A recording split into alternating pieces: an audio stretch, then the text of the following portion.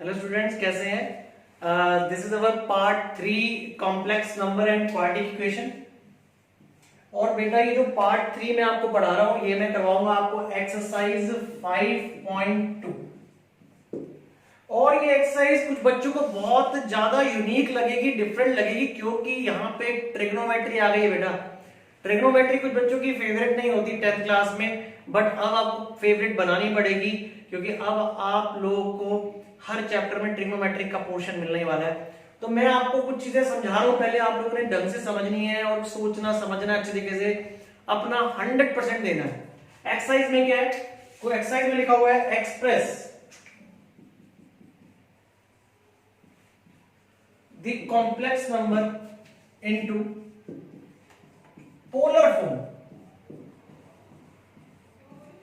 आपके पास एक कॉन्सेप्ट आ रहा है, उसका नाम है पोलर फॉर्म। अभी अगले 2-4 मिनट तक सिर्फ कहानी को सुनो जो मैं आपको बता रहा हूं।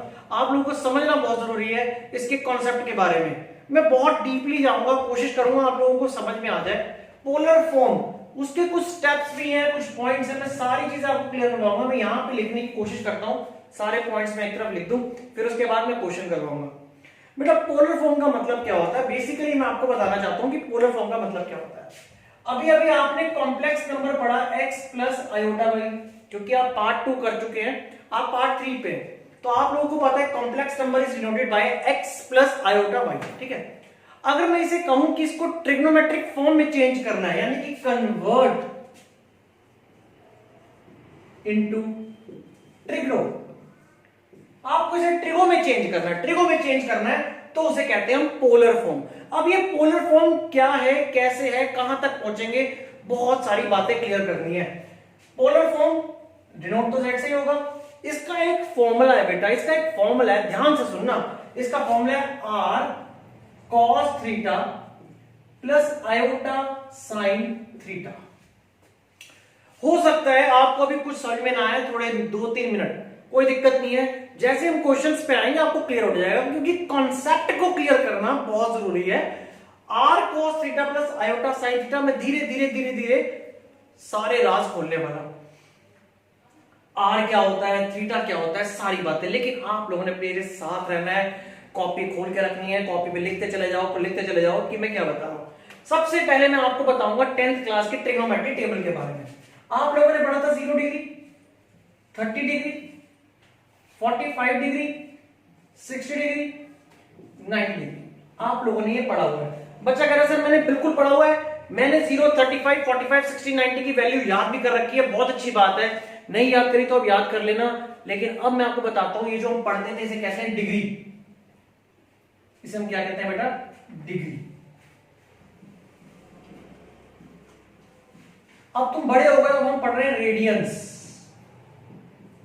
मैं यहां बड़ा लिख के देता हूं एक बार, RADIANS, रेडियंस की बात कर रहे हैं। आखिर रेडियंस क्या होता है, मेरी बात समझना। 180 डिग्री, कहीं बच्चा कह रहा है सर मैंने नहीं पढ़ा आज तक। पढ़ा है बेटा 180 डिग्री। 180 की लाइन तुझे बनानी आती है, स्ट्रेट लाइन, मेरी 180 डिग्री की लाइन। 180 डिग्री को बेटा अब हम कहेंगे 11th क्लास में पाई, पाई कहेंगे। ये हम ट्रिग्नोमेट्री चैप्टर में बता चुके हैं आपको, और अगर अभी आपने नहीं किया तो आपको समझ में आ जाएगा आगे आने वाले टाइम में। 180 डिग्री को हम कहते हैं पाई।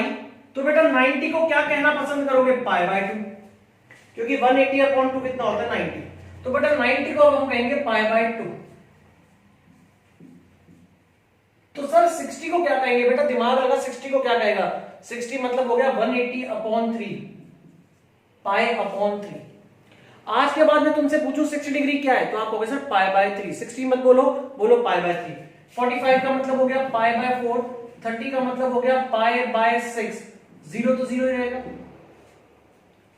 पाई अपॉन 6 यानी कि 180 अपॉन 6, 180 अपॉन 6 30, 180 अपॉन 4 45, 180 अपॉन 3 60 और 180 अपॉन 2 90। यानी कि अब आपको ये बात तो पता चल गई, वैल्यूज हमें बचपन से ही आती है।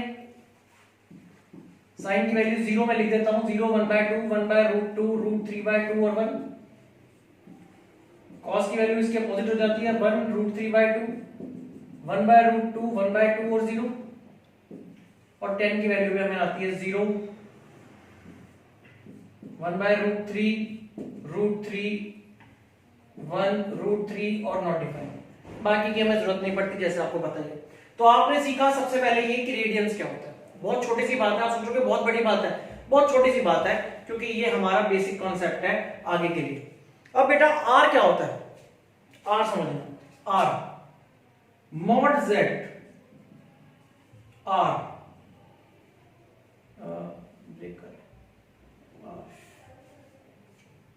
मैं दोबारा लिख देता हूं, आर यानी कि मॉडुलस,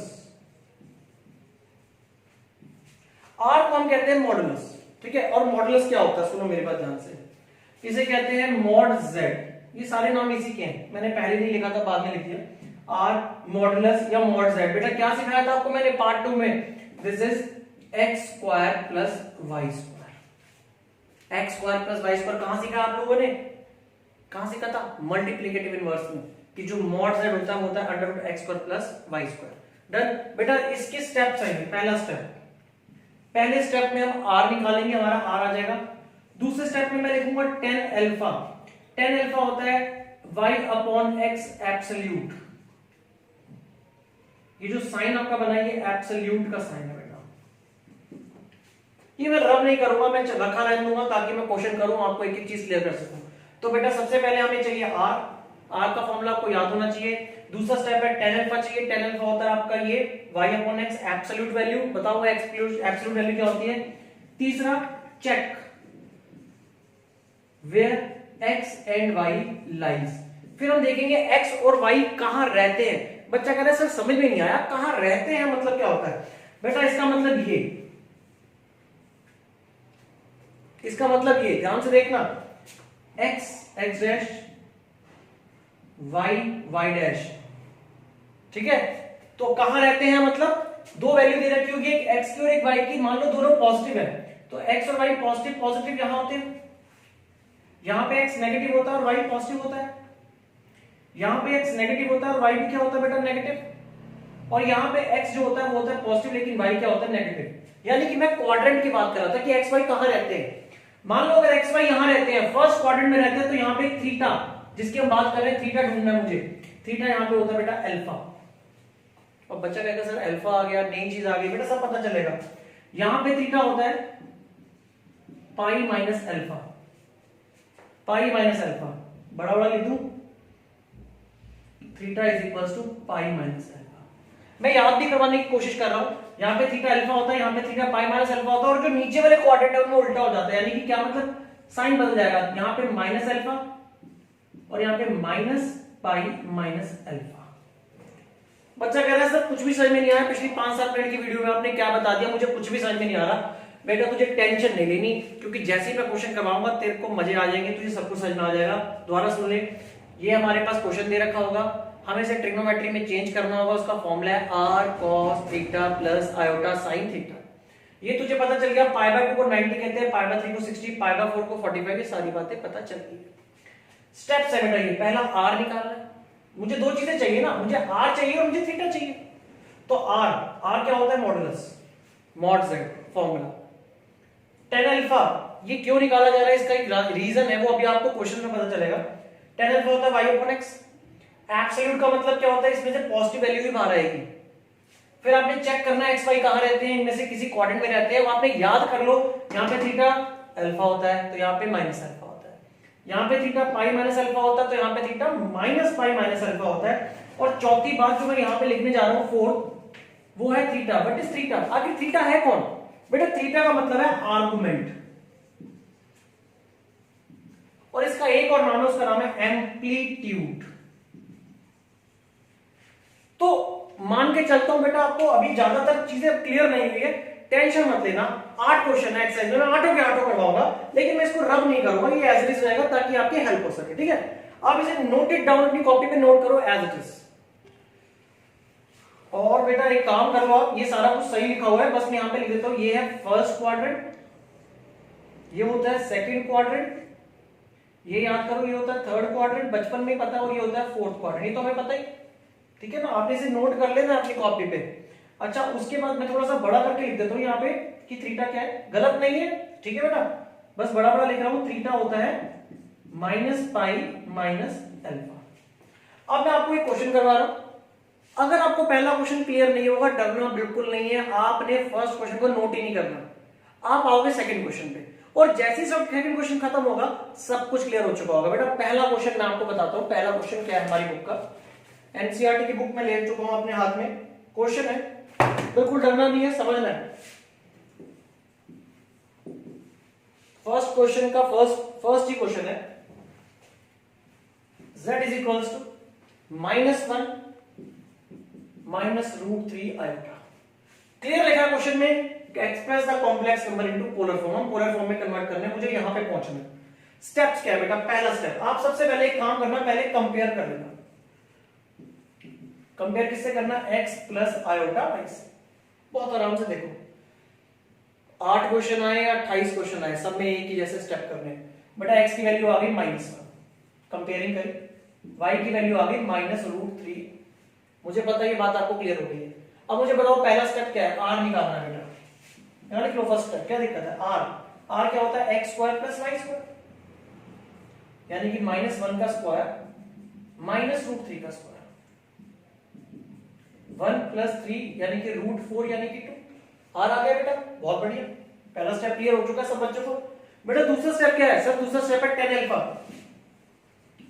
tan अल्फा होता है y/x, वो भी एब्सोल्यूट, बताता हूं एब्सोल्यूट का मतलब क्या था, y/x लिखो पहले, y/x -√3/-1। एब्सोल्यूट का मतलब समझने का वक्त आ गया, एब्सोल्यूट का मतलब है इन दोनों के कट के आ गया, वैसे प्लस का √3 आ गया, अगर -√3 आता तब भी +√3 ही लिखते। डन, डन है, मतलब यहां से जो भी वैल्यू बाहर निकलेगी वो पॉजिटिव। अब समझना मेरी बात को, यहां पे लिखा √3, आपने जाना है 10 के टेबल में और ये देखना है √3 वैल्यू कहां होती है। 10 में √3 वैल्यू होती है ये 60 डिग्री पे होती है। अब आप 60 नहीं बोलोगे, आप बोलोगे सर 10π/3। चलो तुम्हारे लिए लिख देता हूं, अभी पहली बार क्वेश्चन हो रहा है, दिस इज 10 60 डिग्री, लेकिन 60 नहीं है, अब तुम बड़े हो गए हो, तुम लिखोगे tan अल्फा = 10π/3।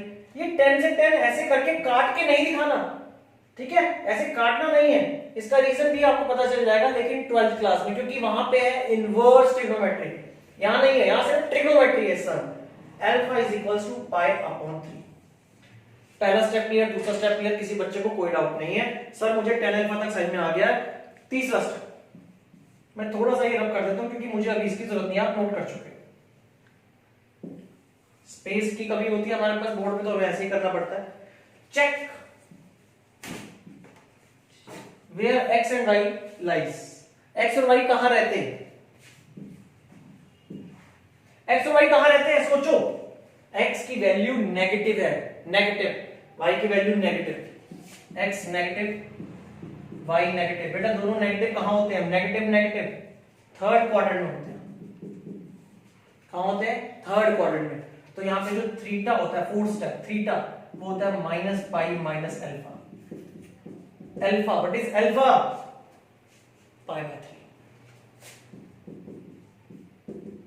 माइनस एल से मिल आ गया 2π/3, थीटा आ गया। एंड बेटा लास्ट स्टेप, फिफ्थ स्टेप, वो है पोलर फॉर्म, और पोलर फॉर्म क्या होती है, r cos theta plus iota sin theta. r की वैल्यू मैं निकाल चुका हूं, r ये रहा बेटा 2 cos -2π/3 आयोटा sin -2π/3। कुछ भी डरने की जरूरत नहीं है, आपने हर क्वेश्चन में 5 स्टेप करने हैं, कंपेयरिंग करो, r निकालो, tan अल्फा निकालो, चेक करो, थीटा, आंसर। मैं आपको सारे क्वेश्चन करवाऊंगा, आप इस क्वेश्चन को नोट कर लो, then we move to next question. बच्चों अपना सेकंड क्वेश्चन है -√3 प्लस आयोटा। अब बच्चा कह रहा है अरुण सर आपने ये रब नहीं किया, आप रब करना भूल गए। बेटा मैं रब करना नहीं भूला, मैं तेरे को सिर्फ ये बताना चाहता हूं कि यही स्टेप चलने हैं, क्वेश्चन की वैल्यू बस चेंज हो जाएगी। मैं तेरे को दिखाता हूं कैसे करना है। सेकंड क्वेश्चन है z = -√3 प्लस आयोटा। मैं तेरे को सिर्फ ये बताना चाहता हूं कि तेरे को टेंशन नहीं लेनी, सारे स्टेप वही है, तू देखता रहे। सबसे पहला कंपेयर हमेशा करना है, किससे करना है, x प्लस आयोटा y से। x क्या होने वाला है, -√3, y क्या होने वाला है, आयोटा के साथ क्या है कोएफिशिएंट 1, xy आ गया। दूसरा स्टेप, मतलब यहां से हम पहला स्टेप काउंट करते हैं, r क्या है, x² + y², आदत डालो, आर क्या है, आर इज मॉड जेड या मॉडुलस, नाम बोला करो बेटा, मॉडुलस -√3 का स्क्वायर 1 का स्क्वायर, दिस इज 3 + 1 √4 2। पहला स्टेप क्लियर। दूसरा स्टेप क्या था बेटा, tan अल्फा क्या होता है, y/x, y कितना है 1, x कितना है -√3, मॉड से बाहर आएगा तो पॉजिटिव 1/√3 कहां होती है वैल्यू, π/6 यानी कि 30 डिग्री। ये लो तुम्हारे लिए एक बार दोबारा 10 π/6, तो अल्फा कितना आ गया π/6। सारे स्टेप वही हैं। फिर क्या होता है, चेक करो x y कहां रहते हैं, x negative y positive, x negative y positive. ढूंढ लो यार नेगेटिव पॉजिटिव कहां है, सेकंड क्वाड्रेंट, सेकंड क्वाड्रेंट। यहां पे थीटा क्या होता है, pi minus alpha. What is theta, argument, what is theta, argument या amplitude, pi minus alpha. What is alpha, alpha कहां है π/6,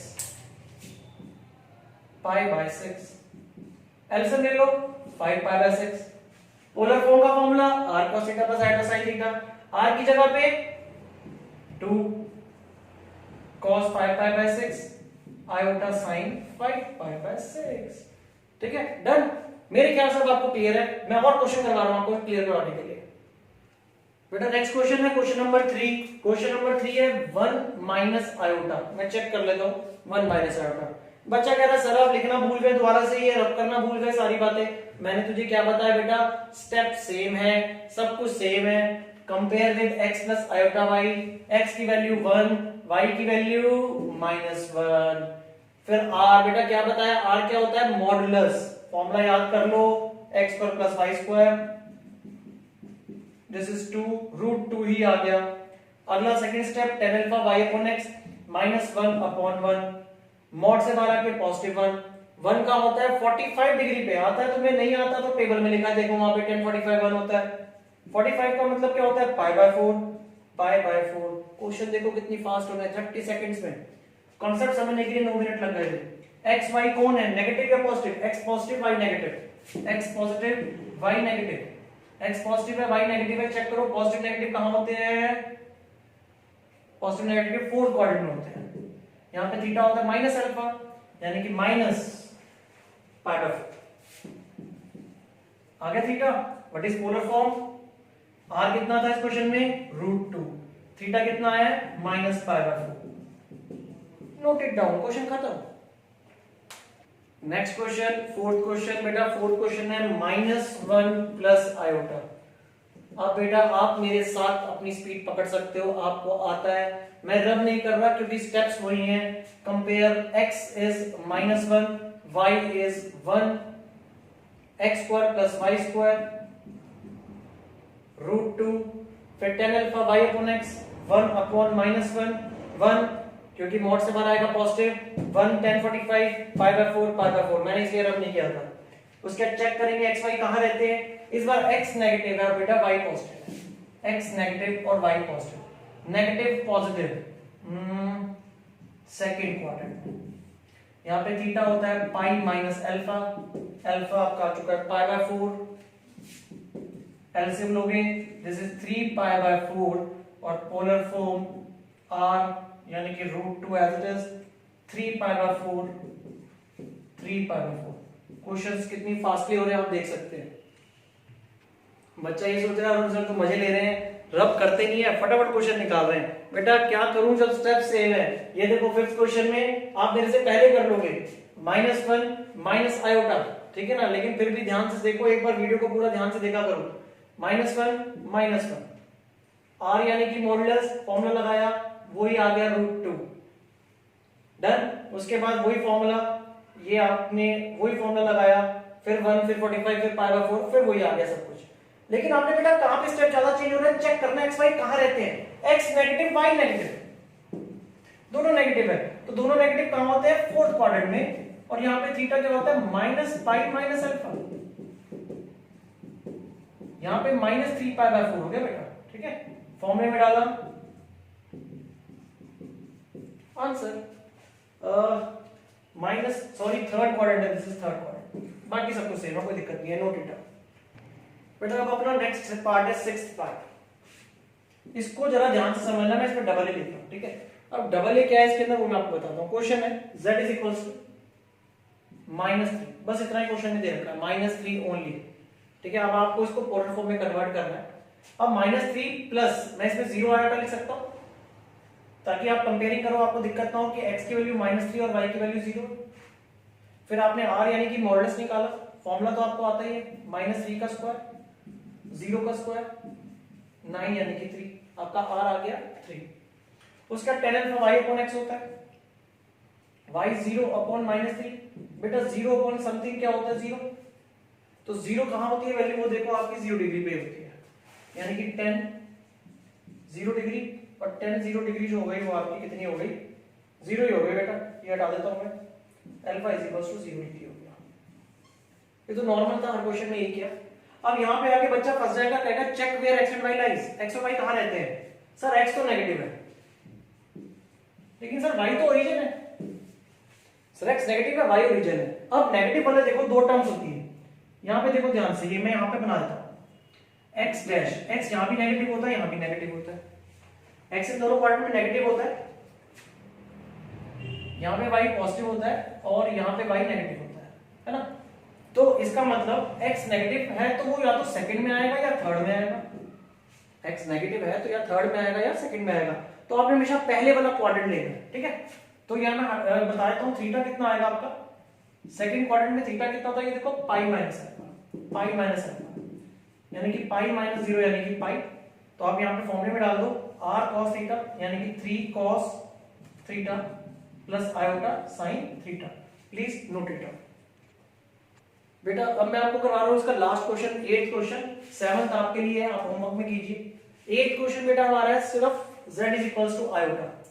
अब z इक्वल्स टू आयोटा है तो बेटा इसको मैं एक काम करता हूं, मैं इसको लिख देता हूं 0 प्लस आयोटा, क्योंकि जब मैं कंपेयरिंग करूंगा बेटा, जब मैं कंपेयरिंग करूंगा तो x तो 0 आ जाएगा, आयोटा के साथ वाला कोएफिशिएंट 1 है, तो x 0 आ गया, y 1 आ गया, मॉडुलस निकालेंगे 0 का स्क्वायर और 1 का स्क्वायर, बेटा ये आ गया 1। tan अल्फा होता है y अपॉन x, यानी कि y इज 1 अपॉन 0, बेटा 1 अपॉन 0 कितना होता है, इंफिनिटी यानी कि नॉट डिफाइंड, और वो होता है आपका पाई बाय 2, यानी कि tan alpha is equals to 10 pi by 2, तो अल्फा बेटा आपका आ गया पाई बाय 2। अब अगेन वही वाली कंडीशन में आप आ गए हैं कि x यहां पे ओरिजिन है और y आपका पॉजिटिव है। अब y पॉजिटिव कहां होता है, देखो y पॉजिटिव होता है या तो सेकंड में या आपका होता है थर्ड में। y पॉजिटिव कहां होगा, प्लस प्लस माइनस प्लस, या तो होगा आपका फर्स्ट में या आपका होगा सेकंड में। तो मैंने आपको बताया फर्स्ट में होगा या सेकंड में, तो जो पहले वाला क्वाड्रेंट है आपने वो लेना होता है, ठीक है। तो theta is equals to alpha यानी कि theta equal to pi by 2, तो पोलर फॉर्म आपकी बेटा क्या होती है ये, तो r यानी कि r कितना था 1 cos pi by 2 plus iota sin pi by 2। ये बेटा आपकी पूरी पार्ट 3 खत्म हो गई है, ठीक है। अब आप बस ये हमारी मिसलेनियस फॉर्म करेंगे पार्ट 4 में, लेकिन उसके अंदर कुछ क्वेश्चन रिपीट है, मतलब इसी एक्सरसाइज के कुछ क्वेश्चन है, तो वहां पे मैं आपको सारे क्वेश्चन एक बार दोबारा बता दूंगा। Thank you.